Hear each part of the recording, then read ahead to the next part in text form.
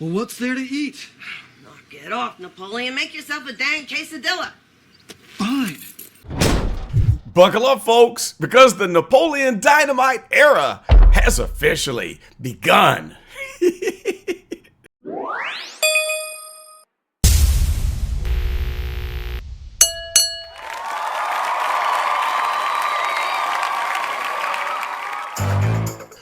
What is up, guys? It is I, Carlton Flowers, with the Go Political channel, and we are back in action after a nice little vacation break for me. I had a great time in Florida, and now I'm back in front of the camera ready to talk about the drama and the action going down in the hood. We are back on the South Side, and you know what?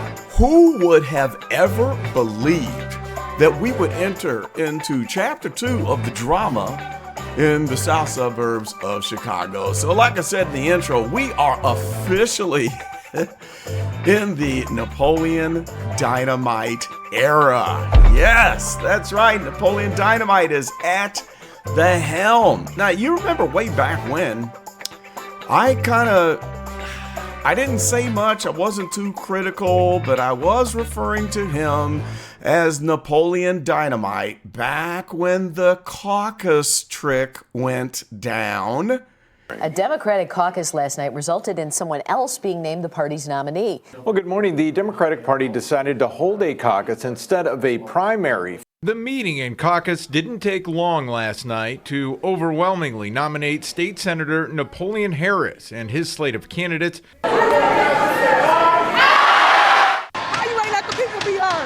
This is the biggest. This is the biggest. This is a fraud. It was State Senator Harris's decision and his decision alone as the Democratic committeeman to choose between a caucus and a primary. Yeah, so he pulled a fast one with that little caucus thing, and everybody was so excited about getting the SuperMayor, Tiffany Henyard, out of office that they just didn't, blink, didn't say anything whenever this caucus trick was pulled off. So they didn't cast any votes. Was it fair? No. Was it legal? Yeah, but was that an indication of some future things to happen that'll probably be done under the table and twisting all the rules? Yeah. So it looks like everybody in the South Side, once again, y'all have been bamboozled. Because right now, guys, you have been hoodwinked. You've been bamboozled. You've been led astray. Yeah, so it kind of makes you feel like a real sucker.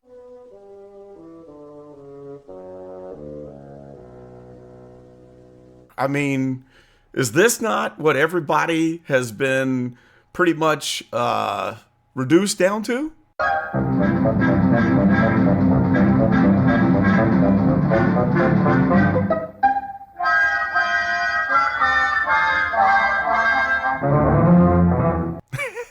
That's one of my favorite cartoons there. But, it's just like history repeats itself. I can't believe it. I just can't believe it. I mean, we had Tiffany with the $1 million spent on the security team. And then what do we have? Napoleon Dynamite comes in, and what do we see? The guy's a former NFL player. It doesn't take 2 security guards. Give me a break, man. I mean, same exact thing. So, you know what? Shout out to Paul Roberts and his lovely wife. Paul warned us about this. I can't remember, and I'll have to try to dig up the clip, but I could swear to goodness that way back when that caucus was going on, when nobody was, saying much, I could swear I remember Paul Roberts speaking up and saying, this was really underhanded. It wasn't really fair, while nobody else is saying anything. And so now we've got Paul and Jennifer stepping up to the plate. I thought maybe we have gotten rid of the storm. Jennifer and Paul Roberts are skeptical of Harris's leadership. A lot of people in Thornton Township fought for transparency, accountability, and responsiveness in government, and we haven't really seen that yet. And are the first ones speaking against what's going on. But hey, they told y'all. I tell you what, if you had any sense, you would probably think about trying to twist his arm and getting him to get into politics, because it seems like he's one of the only honest people around. So we got the security team, and then what else happens? with the whole repeating history thing. The salary issues, it gets worse. It gets worse. Help me understand why you're still taking in Tiffany Henyard type money. There's a law on the books that we cannot change anybody's salary. There's the ordinance law on the books that we cannot change anybody's salary. Yeah, that's it. What in the world is that all about? I mean, seriously, this has just gotten bizarre, okay? And not only that, he's lying about it. And so this law on the books, okay, he's got his whole excuse made up, and then WGN9 busts him out and finds out that he's lying. I didn't propose anything. Not quite. Here's the language in Harris's bill, and here's the language in the one that later advanced and passed by a different legislator. It's identical. And did we mention it was buried on page 90 of a bill that began by focusing on Crohn's and colitis disease? Same crap, different politician.